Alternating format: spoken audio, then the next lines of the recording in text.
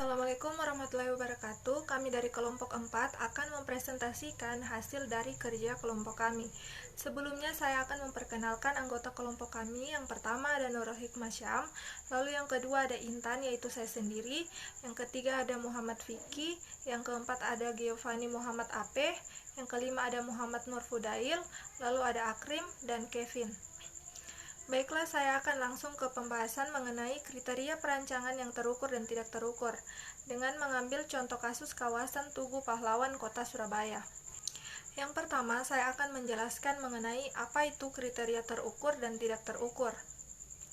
Kriteria terukur adalah kriteria dasar perancangan kota yang dapat diukur secara kuantitatif, yang diperoleh dari pertimbangan-pertimbangan faktor fisik dasar, faktor ekonomi maupun faktor budaya.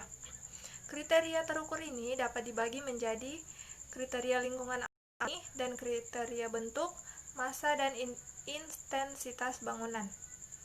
Lalu ada kriteria tidak terukur.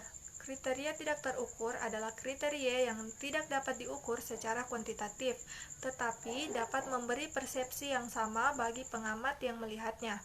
Oleh karena itu, kriteria tak terukur lebih menekankan pada aspek kualitatif di lapangan. Menurut Hamid Sirvani, 1985, kriteria tak terukur terdiri dari akses atau pencapaian, kemudian ada view atau pemandangan, lalu yang ketiga ada compatibility atau kecocokan, yang keempat ada identity atau identitas, yang kelima ada livability atau kehidupan, lalu yang terakhir ada scenes atau rasa. Tugu Pahlawan merupakan landmark kota Surabaya. Kota Surabaya dikenal sebagai kota pahlawan karena semangat perjuangan pemuda-pemudanya dalam melawan penjajah pada era penjajahan oleh Belanda. Oleh karena itu, Tugu Pahlawan hadir sebagai simbol monumental perjuangan pemuda-pemuda Surabaya tersebut. Kawasan di sekitar Tugu Pahlawan terdiri dari berbagai dimensi sebagai bentuk penampakan, kegiatan, dan perancangannya. Kawasan di sekitar Tugu Pahlawan mempunyai dimensi visual, dimensi temporal, dimensi fungsional, dimensi sosial, dimensi morfologi, dimensi sejarah, dan dimensi persepsi sebagai kriteria tidak terukur. Kriteria terukur yang dibahas meliputi ketinggian bangunan, kemunduran bangunan, dan selubung bangunan. Dimensi temporal meninjau sebagaimana kota dalam setiap siklus waktunya. Ruang dalam kota dimanfaatkan dalam waktu-waktu yang berbeda dengan hal-hal yang berubah maupun yang tetap. Dimensi waktu atau dimensi temporal dapat berkaitan juga dengan jarak tempuh dalam pemanfaatan ruang kota. Penggunaan ruang perkotaan berbeda-beda sesuai dengan siklus dalam satu hari, yakni siang hari dan malam hari. Pada waktu yang berbeda dari siang hari dan malam hari, lingkungan perkotaan dirasakan dan digunakan secara berbeda dan juga penggunaan berbeda sesuai dengan perubahan siklus waktunya. Baiklah, selanjutnya akan dilanjutkan oleh teman kelompok saya, Muhammad Vicky. Baik, saya lanjut ke slide keempat. Kriteria terukur meliputi jarak bangunan, kemunduran bangunan, dan sempadan bangunan. Kemunduran bangunan merupakan garis imajiner yang menentukan jarak terluar bangunan terhadap ruas jalan. Garis sempadan bangunan atau building demarcation line adalah garis batas dalam mendirikan bangunan di suatu persil atau petak yang tidak boleh dilewatinya.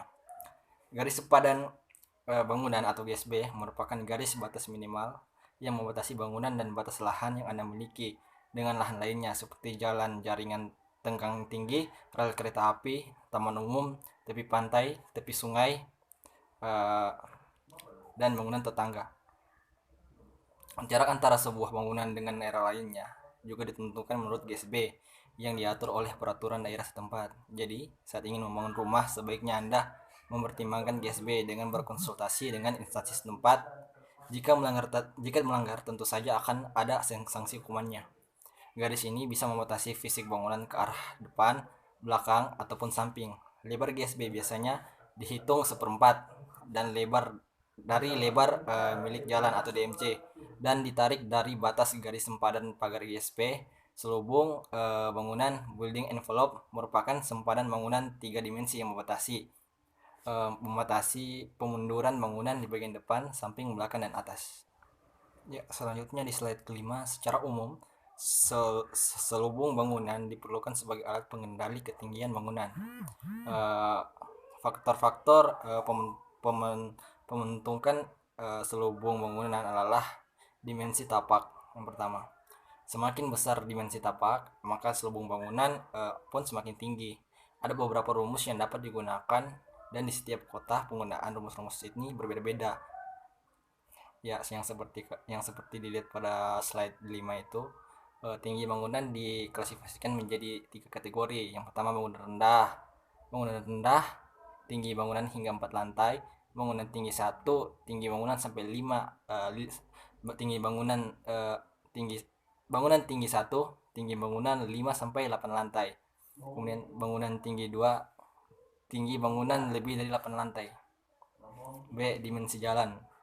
Sudut kemiringan SEP dihitung terhadap titik tertentu pada permukaan jalan. Semakin lebar ruangan milik jalan, maka selubung bangunan juga semakin tinggi. Yang pertama, pada rumija yang memiliki lebar tinggi hingga 20 meter, titik sudut SEP ditetapkan setengah lebar jalan rumija. Pada rumija yang memiliki lebar dari 20 meter, titik sudut ditetapkan setengah dari rumija yang lebar sama dengan 20 meter. Slide ke-6. Garis sepadan bangunan atau GSB. Posisi GSB menentukan tinggi podium bangunan. Jika GSB semakin besar, podium akan semakin tinggi. Minimum podium terdapat pada bangunan yang memiliki arkade atau verdix trotoar dan bangunan yang memiliki GSB sebesar 0 meter. B. Jarak antar bangunan. Cara untuk menentukan jarak antar bangunan salah satunya dengan menggunakan rumus D. Bisa Anda lihat rumusnya di slide 1D. Jarak antar 1D sama dengan jarak antara bangunan per meter. H1 sama dengan tinggi bangunan 1 meter. H2 sama dengan tinggi bangunan 2 meter. Sekian. Oke, selanjutnya saya Nurul Hikmah Syams, tambuk saya F231-18103. Di sini saya akan membahas tentang kondisi existing pada kriteria terukur. Nah, di sini kriteria terukur membahas tentang ketinggian bangunan, jarak bangunan, kemunduran bangunan, dan selubung bangunan. Nah, di sini ada poin A. Poin A berupa ketinggian bangunan. Di sini, di sekitaran jalan Tembaan merupakan sebagian besarnya adalah pertokoan yang berupa ruko yang memiliki ketinggian 2 hingga 3 lantai. Di sini tidak terjadi kesenjangan ketinggian bangunan, sehingga skyline di area blok tersebut dapat terbentuk dengan baik. Di sini teman-teman bisa lihat ada gambar di atas, merupakan ruko-ruko yang ada di Jalan Tembaan. Nah, di sini di sepanjang jalan Bubutan, ketinggian bangunannya bervariasi, yaitu 1 hingga 6 lantai. Nah, bangunan-bangunan yang memiliki ketinggian di atas 3 lantai merupakan bangunan sekolah atau bank, serta ada pula perkantoran. Sedangkan pada bangunan-bangunan yang memiliki 1 hingga 2 lantai merupakan kios-kios masyarakat sekitar. Oke, selanjutnya pada bagian utara Tugu Pahlawan terdapat bangunan besar milik Bank Indonesia, dan bangunan ini sendiri memiliki 6 lantai. Dan teman-teman bisa lihat pada bagian atas terdapat gambar yang menggambarkan bagaimana ketinggian bangunan itu sendiri. Selanjutnya, pada koridor Jalan Pahlawan, jalan ini didominasi oleh bangunan-bangunan fasilitas umum dengan ketinggian bangunan yang cukup bervariasi. Ketinggian bangunan di blok ini berkisar 2 hingga 5 lantai. Dan di sini terdapat 2 kantor pemerintah, yaitu kantor gubernur dan Provinsi Jawa Timur, dan ada pula kantor Bapeprov Jawa Timur, yang masing-masing memiliki ketinggian bangunan hingga 3 lantai. Dan bisa dilihat pada gambar yang menggambarkan jalan pada Jalan Pahlawan tersebut. Oke, selanjutnya ada kemunduran bangunan. Di sini terdapat ruko-ruko yang ada pada sisi selatan Tugu Pahlawan dengan GSB rata-rata 0 hingga 1 meter. Tugu Pahlawan serta pusat perdagangan jasa komersial terdapat pada sisi barat Tugu. dan garis sepadan bangunan lebih kurangnya 2 hingga 4 meter. Untuk badan layanan pemerintah seperti Bank Indonesia, PT Pelni dan gedung kantor Gubernur Jawa Timur dan gedung sarana di sekitar Tugu Pahlawan memiliki garis sepadan bangunan sekitar 4 hingga 6 meter dari jarak pagar. Selanjutnya tentang jarak bangunan. Nah, Tugu Pahlawan itu sendiri merupakan kawasan yang dikelilingi bangunan-bangunan pemerintahan, perdagangan, dan jasa, serta ada pula permukiman. Pada aspek memiliki jarak antara bangunan itu berbeda-beda. Pada ruko-ruko yang terdapat di sepadan jalan Tembaan dan pada jalan Bubutan tidak memiliki jarak bangunan, atau dapat dikatakan bangunan-bangunan tersebut mempunyai jarak 0 meter. Pada fasilitas umum yang ada pada jalan Bubutan, jarak bangunannya memiliki jarak 1 hingga 4 meter.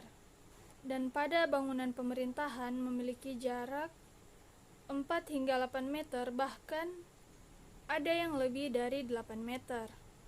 Selanjutnya ada kriteria tidak terukur. Kriteria ini sendiri dibahas meliputi dimensi sejarah, dimensi visual, serta dimensi fungsional. Oke, pada dimensi sejarah, Tugu Pahlawan adalah tempat dengan sejarah besar bagi masyarakat Surabaya. Dahulu, pada saat masa penjajahan Belanda, pada Tugu Pahlawan berdiri sebuah bangunan bernama Raad van Justice, yang berarti sebuah tempat peradilan bagi orang-orang Belanda pada saat Belanda menyerah pada kekuasaan pada Jepang. Dan gedung ini sendiri dijadikan sebagai markas Kenpetai atau polisi militer Jepang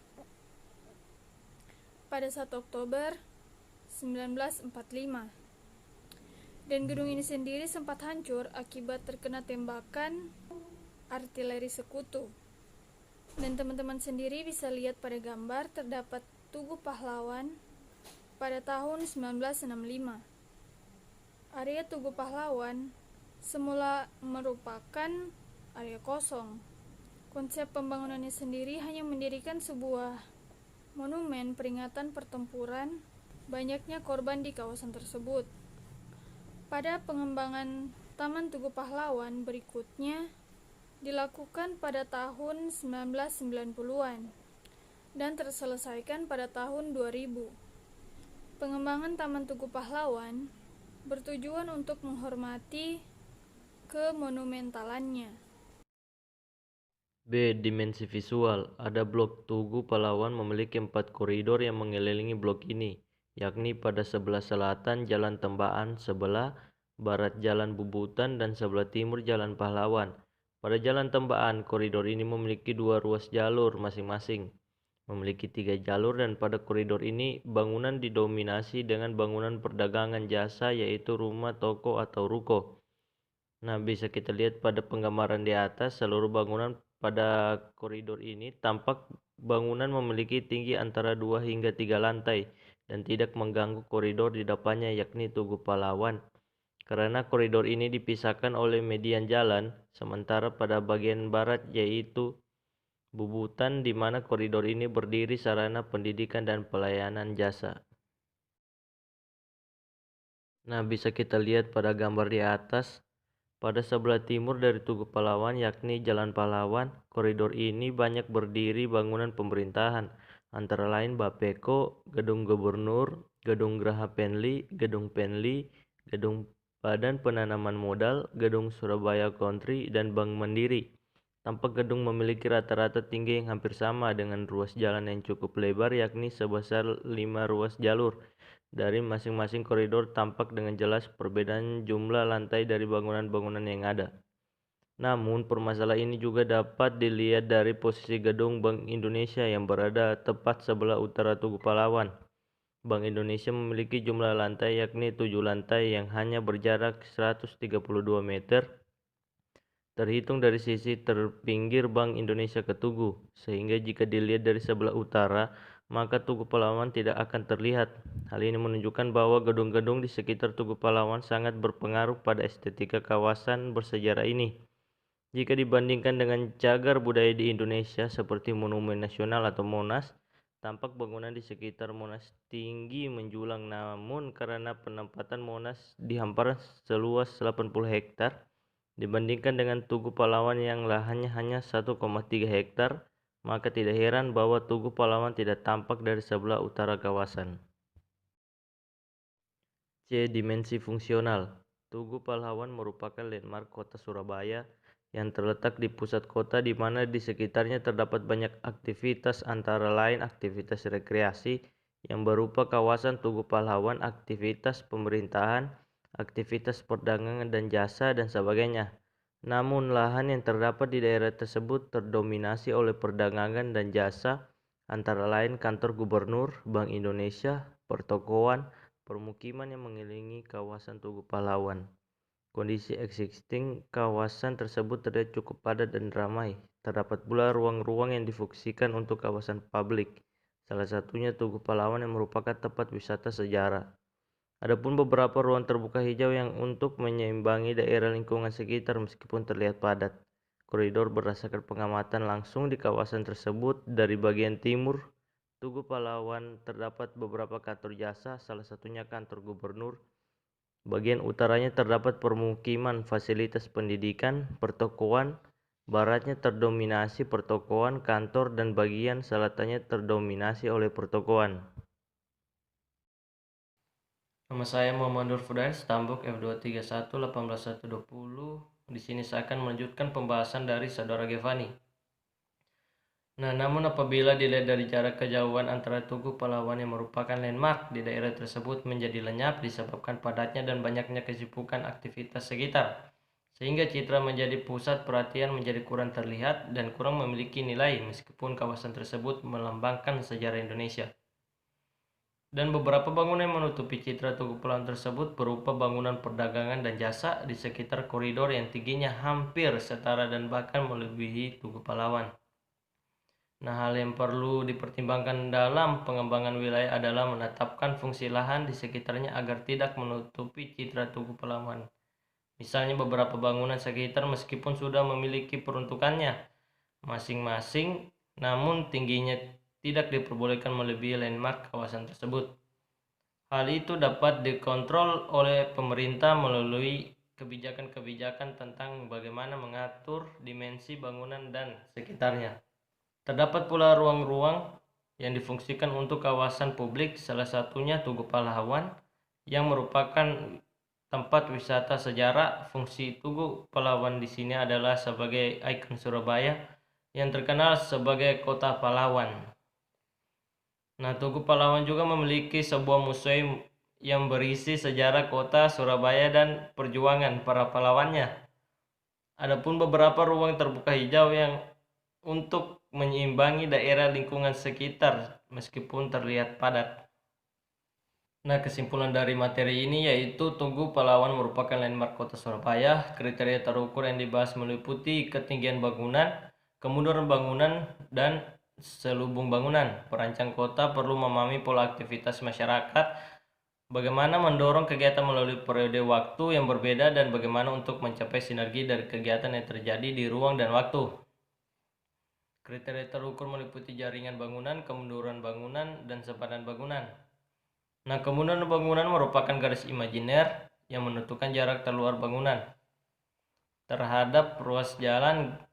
Garis sempadan bangunan atau building demarcation line adalah garis batas yang mendirikan bangunan di suatu persil atau kotak yang tidak boleh dilewatinya.